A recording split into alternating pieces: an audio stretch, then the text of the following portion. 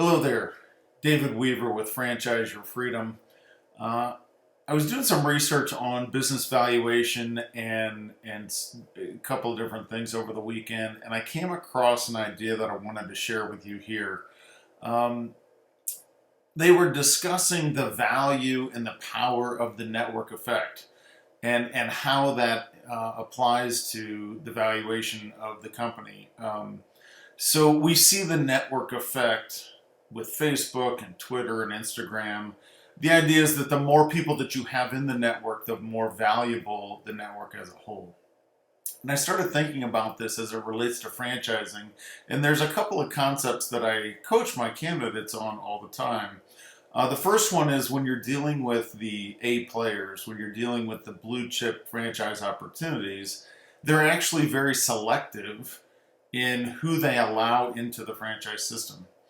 And then I also coach folks when you're doing your research, it's as important to talk to franchise owners as it is to talk to the franchisor or the sales team about the opportunity that you're contemplating.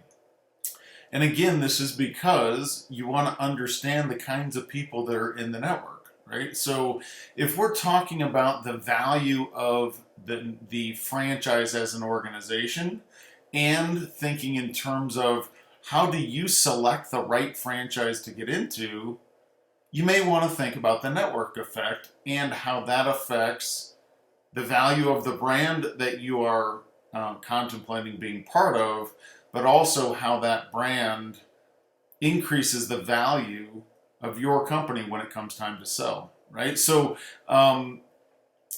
the value of the franchise goes up with the number of franchise owners that are coming into the franchise, right? That's the network effect.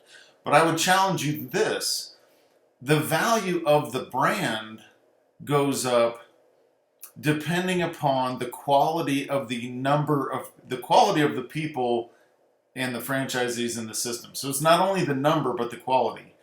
And so if you're looking for a franchise with great brand recognition, you may want to look for an emerging brand versus an established brand, but an emerging brand that is being highly selective in the types of people that they're allowing to come into the system and also is growing at a rapid rate. That way you can be selective in the franchise brand and find a brand that has a higher propensity of having a positive network effect, a positive brand recognition. And so those are my thoughts. So the network effect is real. We see it all the time. Valuation and or power and control over the marketplace. We see the network effect in franchising quite a bit. And it's an idea that you may want to pay attention to as you're evaluating different franchise concepts. It's not only the business model itself, but also where is the brand going and how are they getting there? Some interesting things to think about. I welcome your comments below. Again, my name is David Weaver, and my phone number is in the comments. So feel free to reach out to me with anything any questions you may have.